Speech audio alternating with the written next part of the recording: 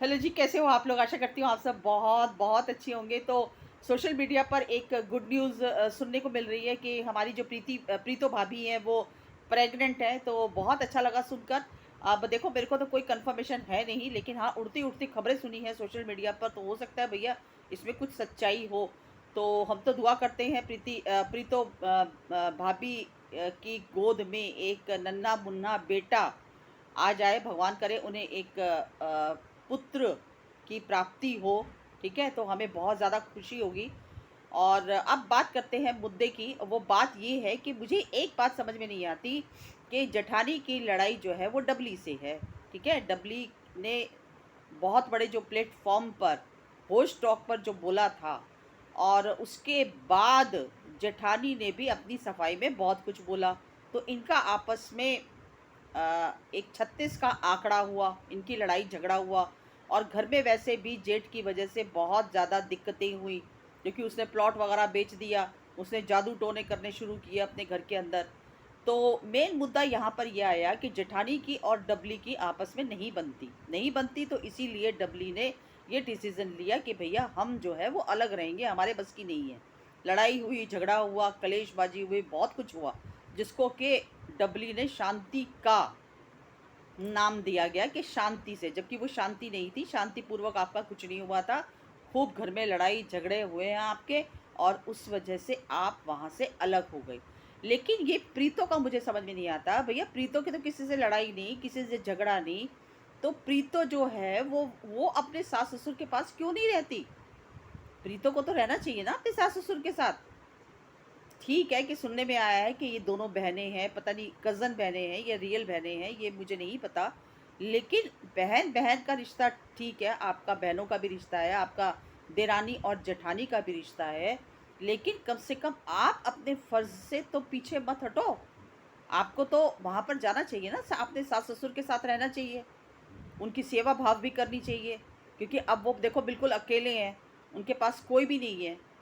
तो यहाँ पर बजाय अपनी जेठानी का साथ देना या अपनी बहन का साथ देना, यहाँ पर धर्म की बात अगर देखा जाए तो धर्म के हिसाब से तुम्हें, अगर तुम्हारी कोई लड़ाई झगड़ा नहीं है, तो तुम्हें तो साथ रहना चाहिए। और एक के पीछे किसी से भी खुद दुश्मनी मोल लेनी नहीं चाहिए। अगर तुम्हारी कोई लड़ाई झगड़ा नहीं है, साथ दो। ये नहीं मैं कहती कि साथ मत दो, साथ दो अपनी जेठानी का, उसके साथ भी बनाकर रखो। और अगर जेठानी से भी लड़ाई नहीं है तुम्हारी, जो वो बड़ी वाली सबसे बड़ी जेठानी है, उससे भी कोई लड़ाई झगड़ा नहीं है, तो उससे भी राम राम शाम शाम रखो। ठीक है? क्योंकि ज़रूरत, कहते हैं मौके पर तिनके की भी ज़रूरत पड़ जाती है। आज डबली की वजह से तुमने भी अपने सास ससुर का घर छोड़ दिया, और पीछे पीछे पीछे पीछे डबली के तुम जा रही हो। जो डबली करती है वैसे ही तुम करती हो। ठीक है? तो अपने दिमाग और अपनी बुद्धि का इस्तेमाल करो, और सास-ससुर के पास जाओ, व्लॉग बनाओ। देखो तुम्हें भी कितना अच्छा लगेगा, और उन्हें भी अच्छा लगेगा कि कम से कम एक बहू तो हमारे साथ है, उसके बच्चे हमारे साथ हैं। अभी वो बेचारे क्या हैं कि अकेलेपन की वजह से यहाँ पर घेर पर आ जाते हैं, तुम लोगों के साथ टाइम पास करते हैं। लेकिन तुम्हारा दायित्व ये बनता है कि बजाय कि जो मेरी जेठानी करेगी मैं ही इसमें इसमें तो फिर ये होता है ना कि अ, किसी के मगर मगर मगर मगर लगे रहना, कि जैसा जेठानी के मतलब, लोग तो यही सोचेंगे कि भैया तुम्हारा अपना दिमाग नहीं है, या तुम जेठानी के गुलाम हो अपनी। तुम्हारा भी तो अपना दिमाग है ना। तो तुम जाओ और वहां पर रहो। ठीक है? तो और ऐसी बात नहीं है, वहां पर जाकर व्लॉग बनाओ, तो देखो कितना अच्छा लगेगा। अभी तुम लोगों के व्लॉग के अंदर ना सिमिलैरिटी दिखती है। जो डबली व्लॉग बनाती है वो भी सेम चीज़ें हैं, जो तुम व्लॉग बनाती हो वो भी सेम चीज़ें हैं, कुछ भी फ़र्क नहीं है व्लॉग के अंदर। और ये एक टाइम ऐसा आएगा कि लोग देख देख कर ना बोर हो चुके होंगे, और तुम्हारे अपना चैनल का हाल देखना क्या हाल होगा। तुम्हारा चैनल बिल्कुल डाउन हो चुका होगा, क्योंकि एक ही चीज़ को लोग बार बार देखना पसंद नहीं करते। तो तुम्हारा व्लॉग भी चलेगा, तुम्हारे रिश्ते भी अच्छे होंगे। हालाँकि मैं ये नहीं कह रही कि तुम्हारे रिश्ते बिल्कुल ख़राब हैं, नहीं, वहाँ तुम्हारे रिश्ते अच्छे होंगे सास-ससुर से। लेकिन एक फ़र्ज़ होता है ना, एक अच्छी अब तुम्हारे हस्बैंड जो हैं, तुम्हारे जो हस्बैंड बाहर रहते हैं, अब वो बाहर रहते हैं तो उनका ये फ़र्ज़ बनता है कि अपने बीवी बच्चों को अपने माँ-बाप के पास छोड़कर जाएँ।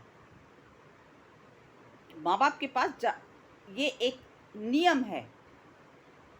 गाँव में भी आप देखो, गाँव में भी जो लोग शहरों में चले जाते हैं काम-धंधा करने के लिए, वो अपने माँ-बाप के पास अपने बीवी बच्चों को छोड़कर जाते हैं। देरानी-जेठानियों के पास नहीं छोड़ के जाते, या किसी रिश्तेदारों के पास नहीं छोड़कर जाते।